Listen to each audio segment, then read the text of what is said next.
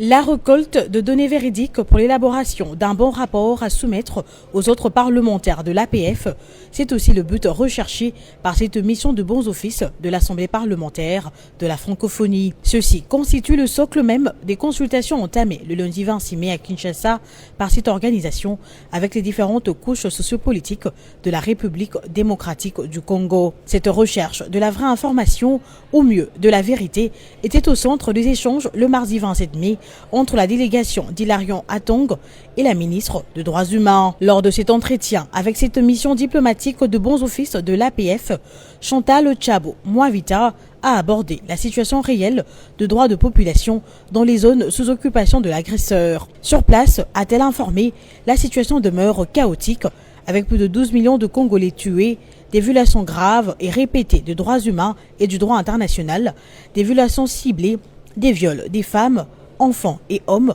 utilisés comme armes de guerre, y compris les déportations de jeunes. Face à cette aggravation de la situation sécuritaire, la ministre a tenu à appeler au respect de l'humanisme et de la sacralité de la vie humaine. Vous savez, la vie est sacrée et nul n'a le droit de ôter la vie à un autre individu. Nous avons tous les mêmes droits. J'ai fait un état des lieux de toute violation massive des droits de l'homme à partir de toute cette guerre-là qui nous est imposée par le Rwanda, qui soutient les M23 et AFC. J'ai mis en lumière toutes ces violations massives des droits de l'homme et des droits internationaux humanitaires.